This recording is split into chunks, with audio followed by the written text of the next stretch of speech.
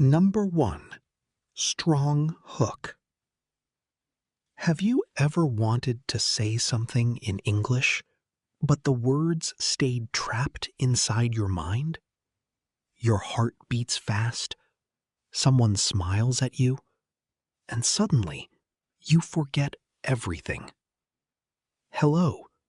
That is all you can say. If this has ever happened to you, then this story is for you. Because today, you will meet someone who was afraid to speak English until one small moment changed everything. And maybe that moment can change you too. Number 2. Character introduction. Lena was 22 years old. She lived in a small apartment near a busy street in the city. Every morning, she woke up early, made coffee, and listened to English videos while getting ready for work. She loved English. She loved the sound of it. She loved hearing people speak naturally and confidently. But there was one problem. She was too afraid to speak. At work, she could read English emails. She could understand simple conversations. She could even write messages in English. But speaking? That felt impossible. Whenever she tried to speak, her mind became empty. Her face became hot, and her voice became very quiet. One evening, after work, Lena sat near the window with her notebook. Outside, rain softly touched the streets. Cars moved slowly under yellow lights. She opened her notebook and read a sentence she wrote many times before. "I want to speak English confidently." She looked at the words for a long moment.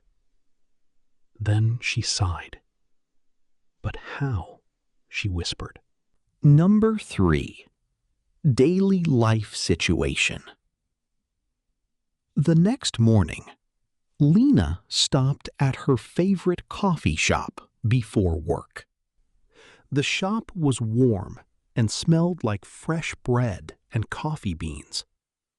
Soft music played in the background. Usually, the workers spoke her native language, but today was different. A new cashier stood behind the counter. He looked friendly, tall, brown hair, big smile. When Lena stepped closer, he smiled and said, "Good morning. What would you like?" Lena froze. English. Real English. Not from a video, not from an app. Real conversation. Her heart started beating quickly. She wanted to answer smoothly. She wanted to sound confident. But instead, she quietly said, "Coffee, please." The cashier smiled kindly. "What kind of coffee?" Lena panicked. Her mind searched for words. "Hot coffee," she said nervously. The cashier laughed softly. "Sure, 1 hot coffee." Lena quickly paid and moved away. She sat near the window, holding her cup tightly. Her face felt warm from embarrassment. "Why am I like this?" she thought. "I know these words." She looked around the cafe. People were talking comfortably. Some spoke English naturally. Some made mistakes and laughed. Nobody looked perfect. Then she noticed something surprising. At the next table, 2 students were practicing English together. Their grammar was not perfect. Sometimes they paused Sometimes they repeated words, but they kept speaking. And they looked happy. Lena quietly listened. One student smiled and said, "It's okay. We are learning." Those words stayed in Lena's mind the entire day. Number 4. Problem or challenge. That night, Lena decided to try something new. She opened a language exchange app on her phone. Her fingers moved slowly across the screen. Many people wanted to practice English. Some were beginners. Some were advanced. Lena almost closed the app. She felt nervous again. What if they laugh at me? What if I make mistakes? But then she remembered the students in the cafe. It's okay. We are learning. Finally, she sent a message to someone named Daniel. "Hello. I want to practice English." A few minutes later, her phone buzzed. "Hi. Nice to meet you." Lena smiled a little. The conversation started simply. "Where are you from? What do you do? What hobbies do you like?" Daniel was patient and friendly. When Lena made mistakes, he did not laugh. Instead, he helped gently. At one point, Lena wrote, "I very like music." Daniel replied, "Good sentence. We usually say, 'I really like music.'" Lena repeated it softly. "I really like music." Again. "I really like music." It sounded natural, simple, comfortable. For the first time, correcting mistakes did not feel scary. It felt helpful. Over the next few days, Lena practiced every night. Little by little, she became braver. She learned useful daily expressions, like, "How was your day?" "That sounds interesting." "I'm not sure." "Can you repeat that?" "Let me think for a second." She started hearing these expressions everywhere. In videos, in cafes, in movies, even in her dreams sometimes. English slowly stopped feeling like a school subject. It started feeling alive. Number 5. Conversation and learning moments. One Saturday afternoon, Lena returned to the coffee shop. The same cashier was there again. He smiled immediately. "Hey, good to see you again." Lena felt nervous, but this time she was ready. "Good to see you too," she answered carefully. The cashier nodded happily. "What can I get for you today?" Lena took a small breath. "I'd like a latte, please." "Hot or iced?" "Hot, please." "Anything else?" "No, that's all. Thank you." The conversation lasted less than 1 minute, but to Lena, it felt huge. When she sat down with her drink, she could not stop smiling. She actually did it. A real conversation in English. Simple, small, but real. While drinking her latte, she opened her notebook and wrote, "Today I spoke English without fear." Under the sentence, she added another note. Small steps are still steps. Days passed, then weeks. Lena continued practicing every day. Sometimes she practiced alone in front of the mirror. Sometimes she repeated sentences from videos. Sometimes she spoke with Daniel online. One evening, Daniel asked, "Why do you want to learn English?" Lena thought quietly. Then she answered slowly, "Because I want to connect with people." Daniel smiled through the video call. "That's the best reason." After that conversation, Lena stopped focusing only on grammar. She started focusing on communication, connection, understanding. One day, she got lost in a large bookstore while traveling in another city. She needed help finding the train station. Normally, she would panic. But this time, she walked up to a worker and asked, "Excuse me, can you help me?" The worker smiled. "Of course." Lena spoke slowly. "I'm looking for the train station. Is it far from here?" The worker gave directions in English. Lena listened carefully. At first, she missed a few words, but she stayed calm. "Sorry, can you repeat that?" The worker repeated more slowly. Soon, Lena understood. "Thank you so much." "You're welcome." As she walked toward the station, Lena realized something important. She did not need perfect English.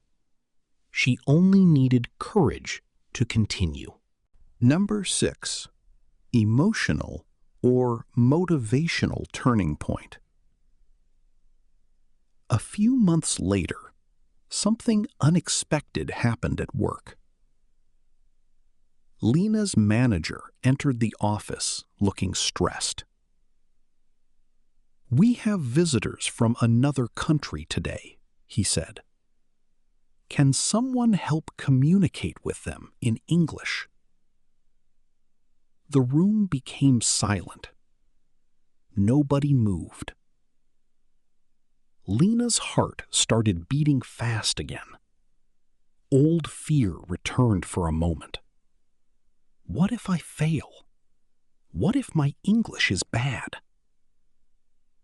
Then another thought appeared, quietly.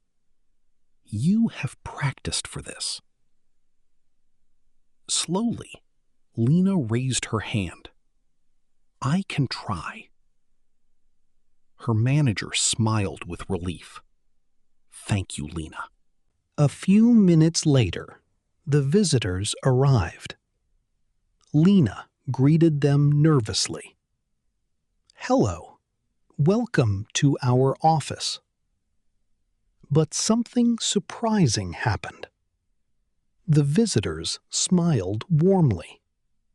One of them said, "Thank you. Your English is very clear." Very clear. Not perfect. Not amazing.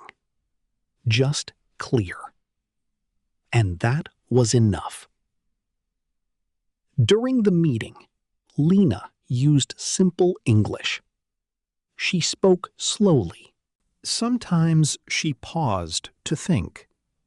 Sometimes she corrected herself. But she kept going, and people understood her. After the meeting ended, one visitor said, "You speak very naturally." Lena almost laughed. If only they knew how afraid she used to be. That evening, she walked home under the soft orange light of sunset. The city felt peaceful. Warm wind moved gently through the streets. For the first time in years, Lena felt proud of herself. Not because her English was perfect, but because she did not give up. Number 7. Useful English Expressions Review. Later that night, Lena opened her notebook again. She looked through all the expressions she learned during her journey. Simple expressions, useful expressions, real expressions. She smiled and softly read them aloud. Greeting people. Good morning. Nice to meet you. Good to see you again. How are you? How was your day? Ordering food or drinks. I'd like a latte, please. Can I get a coffee? That's all, thank you. Can I have this to go? Asking for help. Excuse me, can you help me? I'm looking for the train station. Can you repeat that? Can you speak more slowly? Keeping a conversation going. That sounds interesting. Really? I see. Tell me more. I understand. When you feel nervous. Let me think for a second. I'm still learning English. Sorry for my mistake. It's okay. I'll try again. Lena realized something important. These expressions were not difficult. Most daily English conversations used simple words. The secret was not using big vocabulary. The secret was practicing small conversations again and again. Little by little. Day by day. Number 8. Relaxing and positive ending. That night, rain began falling softly outside Lena's window again. Just like the night when she asked herself, "But how?" Now she knew the answer. You learn to speak English by speaking. Not perfectly, not fearlessly, just honestly. One sentence at a time. One conversation at a time. One small moment at a time. Lena closed her notebook and looked outside peacefully. Cars moved slowly through the shining streets. People hurried home, carrying umbrellas. Somewhere in the city, strangers were probably having small English conversations too, making mistakes, laughing nervously, trying again, just like her. Before going to sleep, Lena whispered one final sentence in English. I can do this.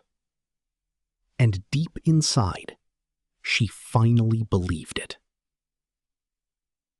So if you are listening to this story right now, maybe you are like Lena. Maybe you feel shy. Maybe you are afraid of mistakes. Maybe English feels difficult sometimes. But remember this. Every fluent speaker was once a beginner. Every confident speaker once felt nervous too. You do not need perfect grammar to start. You do not need a perfect accent. You only need courage to open your mouth and try. Because every small conversation is progress. Every mistake is part of learning. And every day you practice, your English becomes stronger. Slowly, naturally, beautifully. So tomorrow, when you have a chance to speak English, take it. Even if your voice shakes, even if your sentence is not perfect, just speak. Because your story is only beginning.